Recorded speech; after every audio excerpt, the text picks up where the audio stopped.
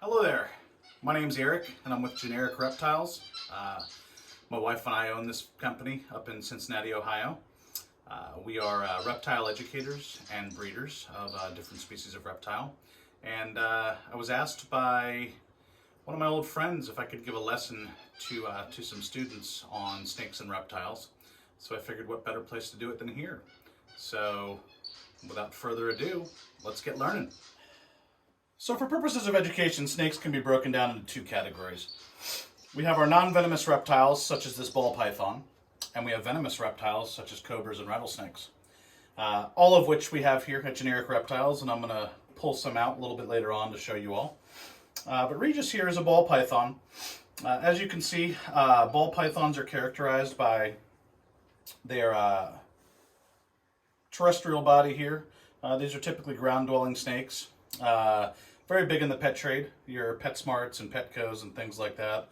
This is probably what they sell the most of to your first-time hobbyist. Ball pythons hail from Africa, sub-Saharan Africa actually. So these guys in the wild are known to live in rodent burrows and places along the Saharan desert. Obviously they eat rats, they eat mice, any type of rodents out there in the wild. Some of them once in a while are known to eat birds, especially in times of famine. But these fall into your category of pythons, along with your boa constrictors, reticulated pythons, Burmese pythons, things like that. Aside from pythons, we have another family of snakes that we like to talk about called colubrids. These are your rat snakes and your corn snakes and your milk snakes. A lot of those fast, thin snakes that just dart out, usually very fast in speed. Most colubrids have similar bodies, not as heavy bodied as say your pythons are, but sleek and slender. They're made for moving. And they are also very big in the pet trade. In addition to colubrids and pythons, then we move to some of the venomous side, where we can talk about vipers and elapids. Vipers encompass your rattlesnakes, gaboon vipers from Africa, characterized by front fangs. Vipers are typically heavy-bodied. They can be arboreal, which means they live in the trees. They can be terrestrial, which means they live in the ground. They can be semi-arboreal, which means they live in both areas. They do a little bit of ground dwelling and some tree dwelling. So, when we talk about non-venomous snakes like pythons, these snakes are typically referred to as constrictors. What I mean by constrictors is these snakes, in order to effectively neutralize their prey in the wild and be able to eat, they have to constrict their prey. They really don't eat it live. So when we say constrict, these snakes have several muscles throughout their bodies, starting all the way from their head all the way back. And you can see how agile this snake is and how pliable it is. So when these snakes wrap around their prey, as so, say my wrist was prey, these snakes have the ability to constrict with tons of pressure around their prey, to the point where it cuts off blood flow in the prey to the heart. So a lot of people have the misnomer that these constrictors suffocate their prey, which is true and false. If the snake gets a good wrap in a certain area, it definitely can constrict its prey and suffocate it if it wraps the neck. But typically, these snakes don't get the neck. They'll wrap the stomach or the lower half of the body. And in order to neutralize the prey, that constriction with the amount of pressure that it puts on the body of the prey will basically stop blood flow to the heart. And that's how these constrictors neutralize their prey in order to eat them. All snakes have jaws that are able to typically open wide enough to swallow prey whole. Snakes don't eat prey in pieces. So a lot of people have, again, another misnomer that snakes' lower jaws separate. They dislocate their jaw. That's not it's not completely fact either. These snakes have cartilage on their lower jaw, and what they're able to do is that lower jaw is able to spread. So see if we can get a close-up for you of Regis and his lower jaw. So I'm going to take him, and if we look, you see that line in the lower jaw. That line actually is the separation where that cartilage can spread. So when this snake constricts its prey and starts eating, it is able to spread that lower jaw to fit around the prey. Some of these snakes can fit prey much larger than the width of their body. They've been known in the wild for some retics and some anacondas and Burmese pythons to eat meals that are a lot bigger than their body. Deer, pigs, other wild cats. There have even been reports in the wild of some, in Indonesia, of some reticulated pythons eating humans. This, again, isn't common. Snakes don't eat humans as a regular thing. But snakes are opportunistic hunters, and this goes for any snake, whether it be an apex predator or not. If they get a chance at a meal and they feel they can take it, they're going to eat it. They don't know it's a human. They see it as an animal that's moving. A lot of these snakes sense not only movement, but they sense heat. And heat is how they're able to track their prey. Infrared receptors inside their front near their nostrils. We call them heat pits. Snakes have a keen sense, and they're able to seek out prey by that. Some snakes are known to eat dead carrion or carcasses, so on and so forth, but typically the snakes are going to take live prey in the wild. They're not going to eat dead stuff because unless they smell it, they're not going to pick up a heat signature on it. So when we talk about colubrids, a lot of colubrids will take their meals and they will shake them to death. Some of them do constriction as well. Just depends on the species you get, but a lot of them will just violently attack whatever the prey item is and kill it that way. Your pine snakes, your rat snakes, your corn snakes. Again, just depends on the opportunity they have in the wild and what they're going to kill. So again, these pythons, ball pythons, are typically one of your smaller species of python. We have carpet pythons, which can get substantially larger than ball pythons. And then you work into some of your larger species, such as your reticulated pythons, which are the longest python in the world. Some of them can grow upwards of 18 to 20 feet. Your anaconda, green anaconda to be specific, which is the largest species by weight. Not necessarily the longest, but there have been anacondas that have grown to be 200 or 300 pounds. So they have both the length and the circumference. Very girthy animals. Your African rock pythons are another large python species out of Africa. So pythons are pretty well represented around the world, both on the ground and in the trees. Carpet pythons spend their life on the floor, but they're semi-arboreal, so they're known to climb as well. And then we have green tree pythons as well, Amazon tree boas, emerald tree boas. All these snakes live in the trees full time. That's their place of hiding. They are known to eat birds and other prey items up in the trees. So, got snakes all over. So, what do these snakes do? And why are they good? Well, snakes are good for a variety of reasons. A, they give pet keepers and hobby keepers like ourselves an interesting pet to research, develop, breed, get to know. But what do they do in the wild? They very popular for rodent control. They kind of keep the rodent population in natural balance. So they're one of the main rodent pest control services that you can get. So especially large populations of snakes. So they have a lot of benefits in the wild, both in rodent control and just overall good for the ecosystem. A lot of snakes are apex predators, which means they have no natural predator in the wild. But some snakes, like the ball python, are preyed upon by different species of cats, birds, so on and so forth. So just depending on which snake you get depends on where in the food chain that they fall. So we're going to go ahead and put Regis up, and we are going to start talking about some of the more fun snakes, which are our venomous snakes. So if you guys bear with me, I'll be right back. So, got another snake out on the table here. Hopefully you all can see it through your camera. This is one of the larger, more heavy-bodied vipers in the world. This is the West African gaboon viper in the Bitis genus. So the scientific name for this is Bitis rhinoceros. West African gaboon vipers are one of the larger bodied snakes or vipers in the wild. They can get upwards of 20 to 30 pounds, 5 to 6 feet long for some exceptionally large specimens. Their motion is very slow. They're a slow-moving snake. They spend most of their time under the forest floor in Africa, only picking up their heads. They are one of the fastest striking vipers in the world. They have the unique ability to not only strike forward what's in front of them, but they can strike backward and sideways as well as up in the air. So these guys are very efficient hunters. Excuse me.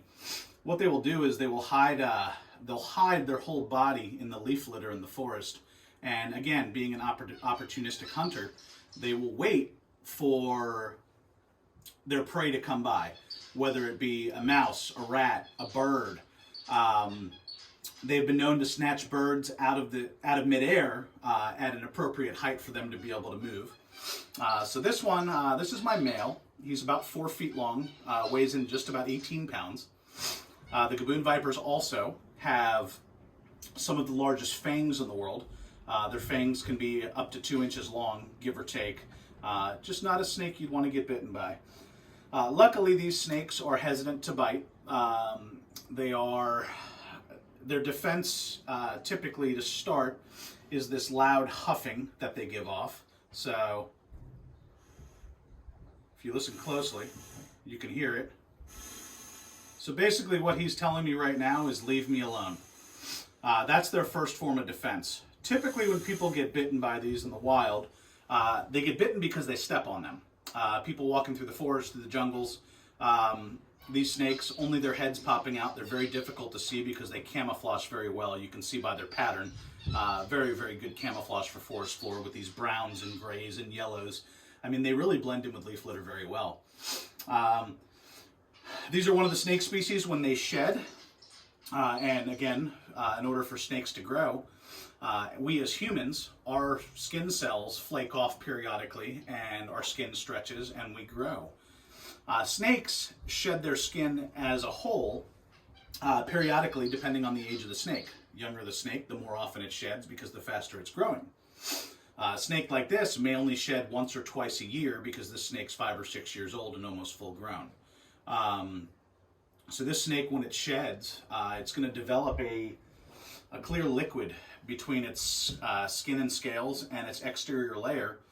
And that liquid is going to provide as a lubricant and means for the skin to separate when it goes through the shedding process.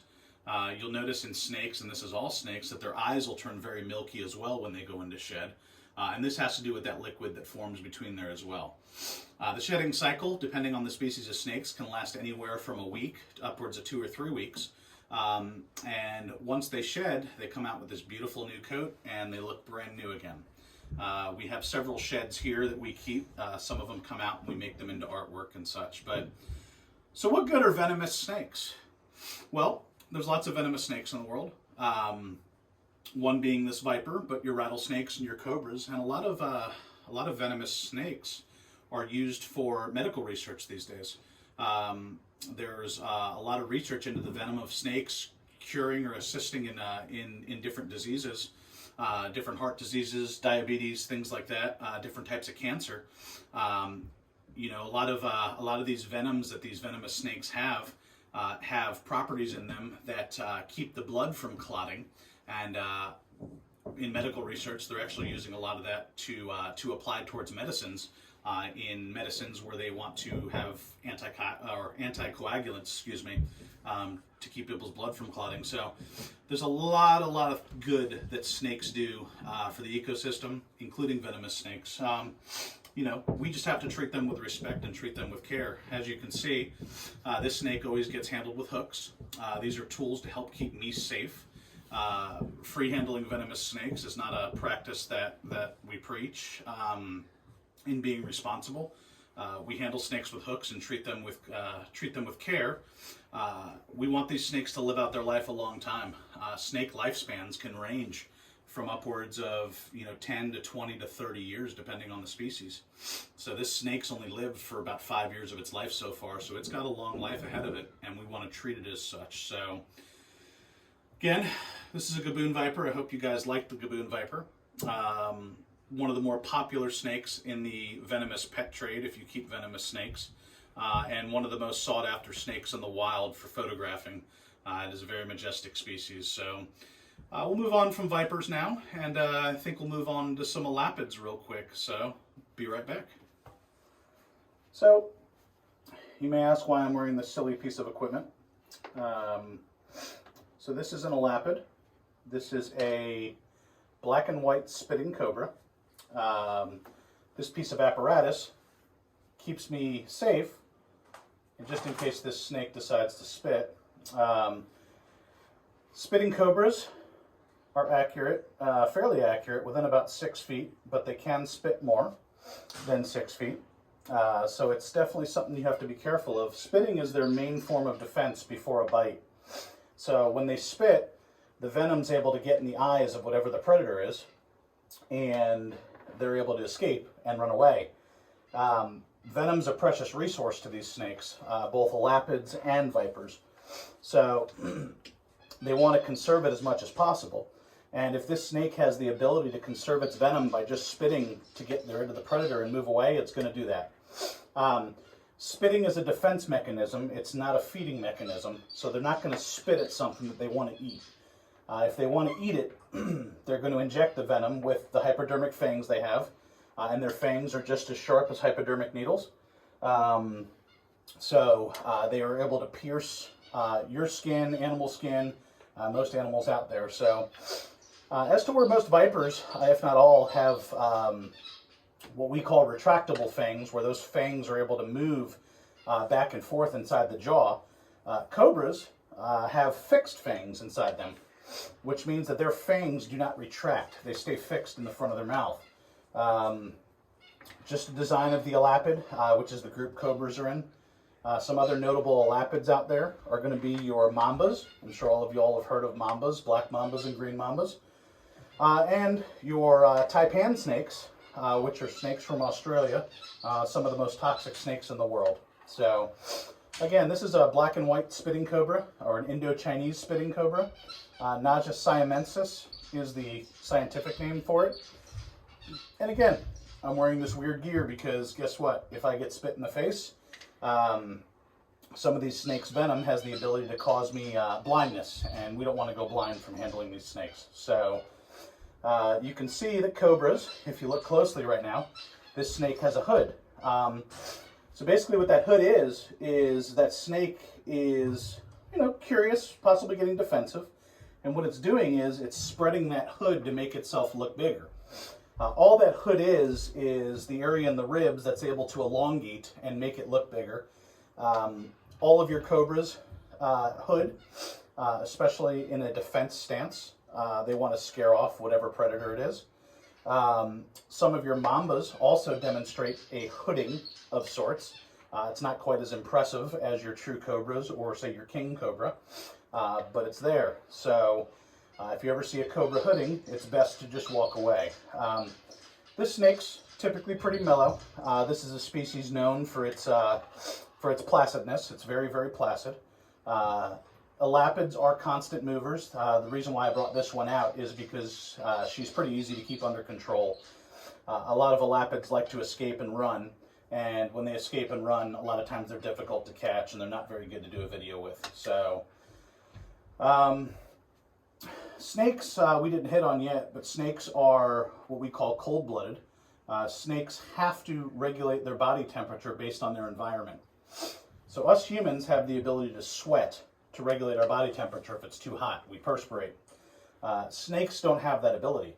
They can't perspirate. So they have to find themselves another climate. So if it's hot out, they're going to find shelter in a burrow that might be a little cooler. They're going to find microclimates in the ground to regulate their body temperature for what they find is appropriate. So different snakes have different temperatures that they live in. They have different different temperatures they're suited for, and different temperatures that they're able to thrive in. We try to replicate those as good as possible in captivity. I don't think anybody's gotten it perfect where we can replicate everything, but we try to get as close as possible. So again, this is your one of your cobras, Indo-Chinese or black and white spitting cobra. You can see there just kind of what she looks like, kind of hanging up there. So cobras are very noticeable by their head scales. Their head scales are very distinct. Again, I'm not going to grab her, but we can't get her real close to the camera, unfortunately. Let's see if we can try to get a closer shot. I'll have my camera person move back a little. So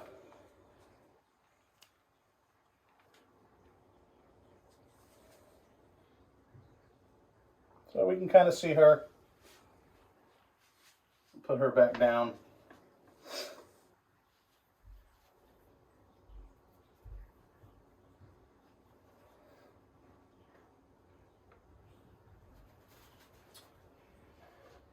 So these are your basic elapids, or your cobras. Fast-moving, slender-bodied snakes.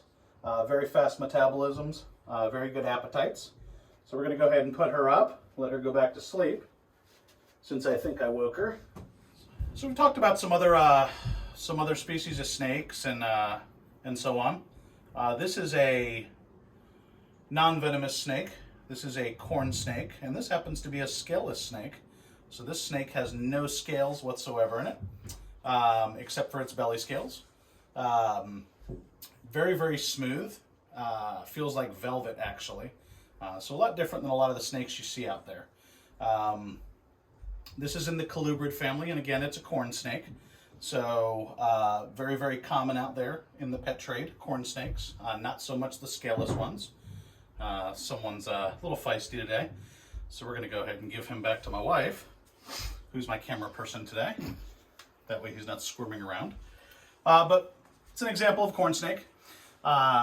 Corn snakes, just like pythons, can constrict their prey, but they can also violently shake their prey, bite them multiple times, cause a lot of trauma in order to subdue their prey and let them eat. So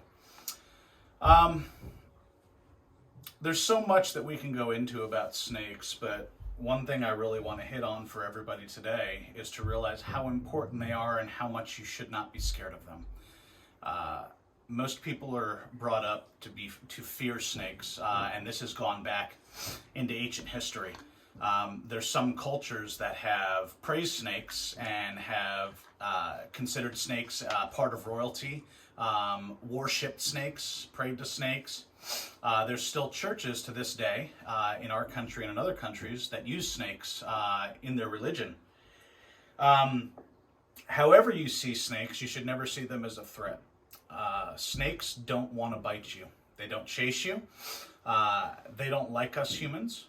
They fear us. And when you see a snake, you want to leave them alone. Whether it be a venomous rattlesnake where you live, or a simple corn snake or rat snake or black racer. These snakes are important for the environment, and they're important for keeping the rodent population in check. They're important for medical research, and they're part of the ecosystem. And just like your dog and your cat at home, we have to treat all animals the same, and really make sure we preserve them and preserve their future. Many snake species are endangered, possibly going extinct. So there's lots of breeding programs around the world, and conservation programs to protect these snakes. Your king cobra in Asia, their habitat's threatened by humans all the time. That's why they have so many run-ins with humans, because a lot of times they end up in their villages. We're taking their home and invading it with our construction and so on and so forth, similar to our rattlesnakes here in the United States. At one time in my state, the timber rattlesnake was very popular and very populous. And now it's very rare to even see a timber in the wild, because we've taken away most of their habitat. And in this area, they're starting to dwindle down in numbers. So when you see a snake, leave it alone. Don't taunt it. Don't play with it. walk away from it.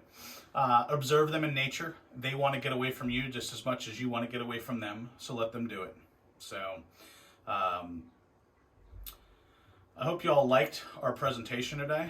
I'm going to bring out one last snake before we part for the day, and just kind of want you all to feel in your hearts what I feel about snakes and realize that they're not as evil as a lot of people make them out to be. So we'll be back in 1 second, and we'll go ahead and close this out. So thank you guys for tuning in today, our guys and girls. This is my wife, Jen. So this is one of her snakes. This is a Burmese python. Burmese pythons are found in Indonesia, and a very large-bodied snake. So this snake can grow up to 12 to 14 feet. Similar to the reticulated python in home range, big difference between the two of them is Burmese pythons typically get a lot more bulky in the body. So their bodies get a lot thicker. So this girl's about 4 or 5 years old. She's about 9 feet long, but as you can see, my wife is 5'3". Very, very small, but definitely able to manage this snake. Not scared of this snake. In the wild, these snakes eat rabbits. Some of them have been known to eat pigs and goats and so on. So, but very docile snakes. They're not the evil monsters that everybody sets out for them to be, as you can see. So just take one lesson from this when you all leave today. Treat them with care. You don't have to love them, but just leave them be. Let them serve their purpose in the world. Let them keep your rodent and rat populations in control, and let them continue to flourish. So I hope everybody has a great rest of their day at school, and hopefully I'll get to talk to you all again real soon. Thank you very much. Have a good day.